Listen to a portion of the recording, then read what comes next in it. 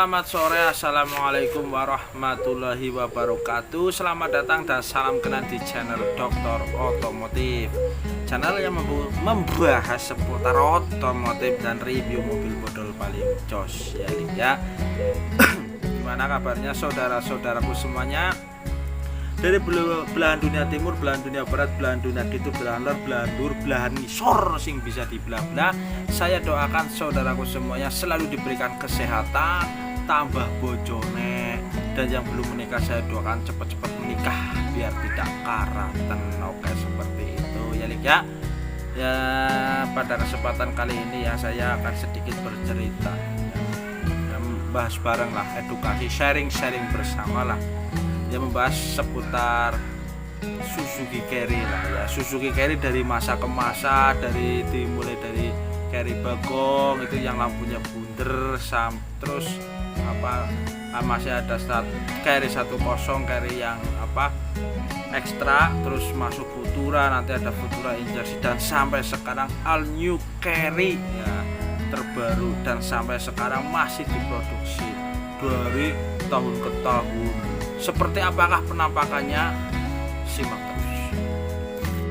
Siapa sih yang tidak kenal dengan Suzuki Carry? Nyaris semua golongan dari generasi baby boomers, generasi X, generasi milenial, tua nom, kakek nenek buyute, dari sampai generasi Z mengenal mobil tanpa hidung racikan PT Indomobil Suzuki Sales ini. Secara penjualan Suzuki Carry di Indonesia bisa dibilang mulai dari kehadiran Suzuki Carry di Indonesia. Suzuki Carry hadir di Indonesia dalam format CBU sejak tahun 1976 dengan kode bodi ST100.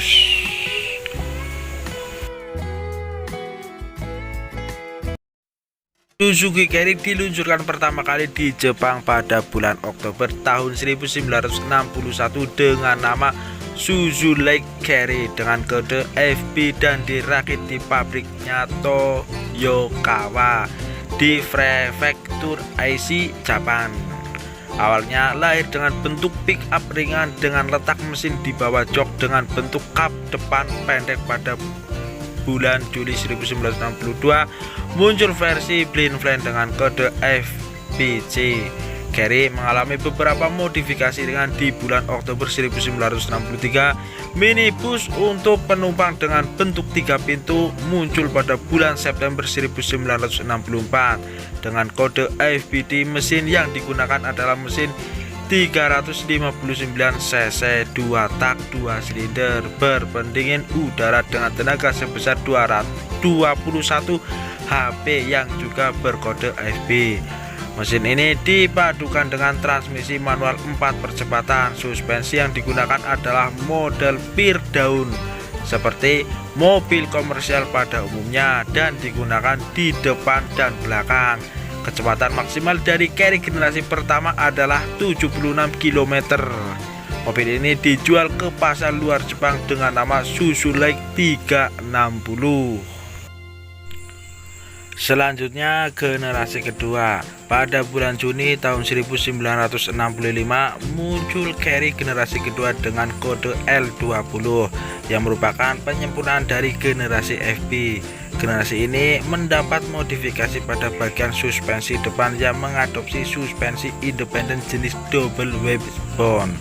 Mesin yang digunakan masih sama dengan yang digunakan di generasi sebelumnya, berkode FB dengan tenaga sebesar 21 HP, namun telah disempurnakan oleh Suzuki dengan sistem pelumasan mesin baru bernama CCI atau Cylinder Crank Injection.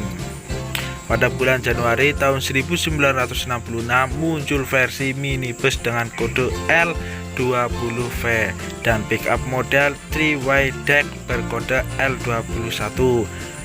Kemudian diikuti versi pickup berkanopi kanvas yang dilengkapi dengan jok model berhadap untuk penumpang 4 orang berkode L20H. Selanjutnya generasi ketiga.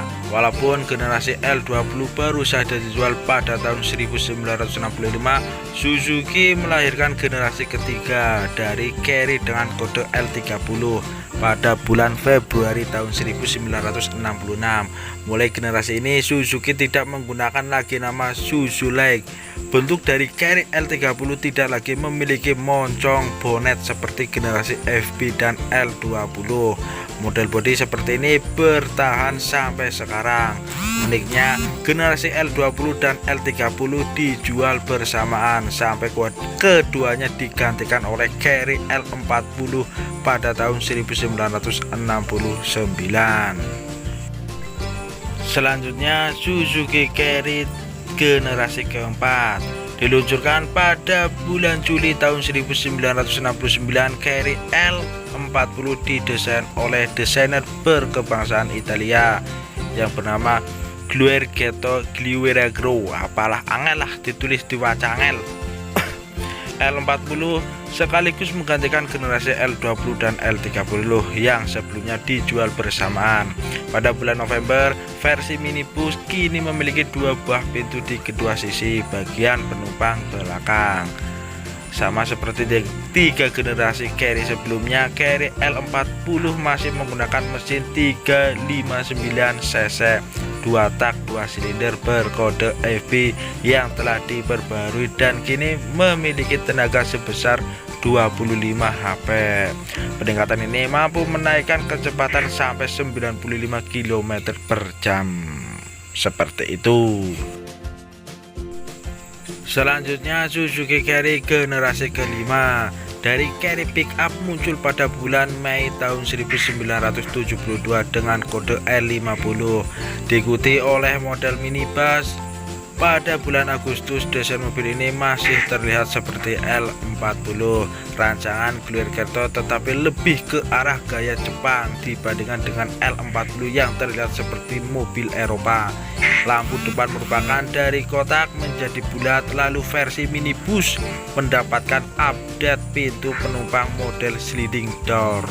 Mesin yang digunakan sebenarnya mirip seperti generasi-generasi sebelumnya, namun sudah dimodifikasi dengan sistem pendingin mesin yang menjadi pendingin cairan.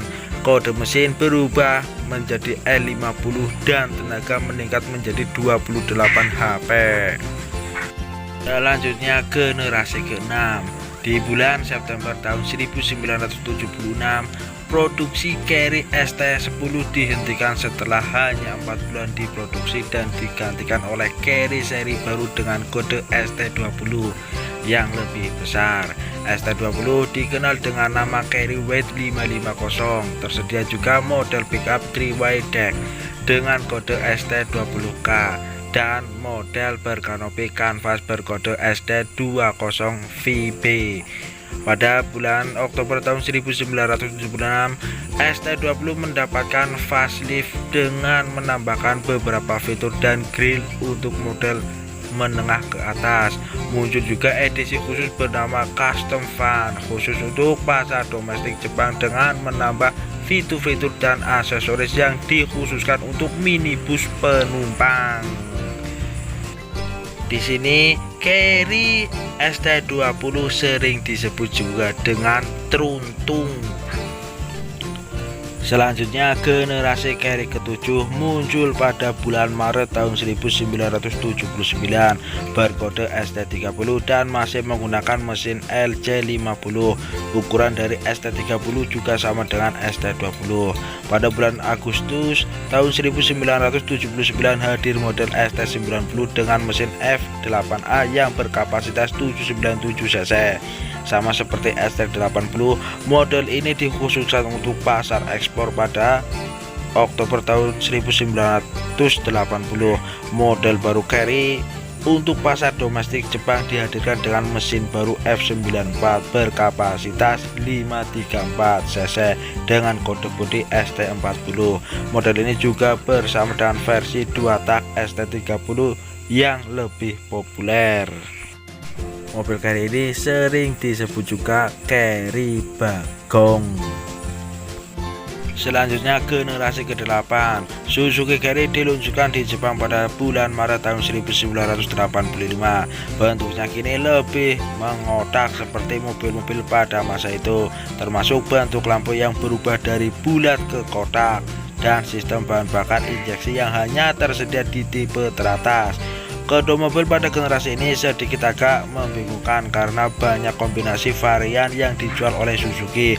Kode tersebut adalah DA untuk versi RWD, DP untuk untuk AWD, kode angka sebagai penunjuk jenis mesin, T untuk pickup, B untuk pickup mode 3-way deck, dan V untuk minibus. Model jenis ini familiar kita sebut dengan istilah Carry 10. Selanjutnya generasi ke-9 atau sering kita sebut dengan Carry Futura atau Suzuki Carry Futura. Generasi ke-9 dari Carry baru hadir di Indonesia pada tahun 1991, padahal di Jepang sudah dihentikan produksinya, dan Carry Extra masih dijual saat itu sampai tahun 2009. Suzuki Carry Futura dihadirkan untuk melawan Daihatsu Hijet Zebra yang lebih dulu hadir pada tahun 1989, yang bentuknya lebih besar dari Carry Extra. Bentuk dari Carry Futura lebih membulat dibandingkan versi Jepang yang mengotak. Awalnya mesin yang ditawarkan adalah 1400 cc G13C atau ST130 atau SL413 yang sebanding dengan Zebra 13. Model ini juga dijual di Malaysia dengan nama Carry Futura 1400 cc. Kemudian dihadirkan versi 1600 cc atau dengan kode G16A yang lagi-lagi untuk melawan Zebra 16. Carry Futura mengalami facelift pertama pada tahun 1997 dan pada tahun 2000 karena adanya peraturan pajak barang mewah untuk mobil di atas 1500 cc. Hadir Carry Futura bermesin 1500 cc G15A. Hadir juga versi minibus asli buatan Suzuki pada Maret tahun 2005. Hadir facelift kedua dan sistem bahan bakar berubah dari karburator menjadi injeksi agar lulus standar emisi Euro 2. Dua facelift lagi muncul pada bulan April tahun 2010 dan Januari tahun 2017 hingga produksinya dihentikan pada awal tahun 2019 dan gantikan generasi baru yang sudah berstandar emisi Euro atau New Carry, All New Carry Futura yang model sekarang lah ya, model terbaru dari Suzuki Carry ya. Ini penampakannya mantap, fitur-fiturnya canggih dan top marko top ya. Besok yang kita bahas lagi itu ya, keunggulan Suzuki Carry atau All New Carry terbaru ya, kita bahas di video selanjutnya.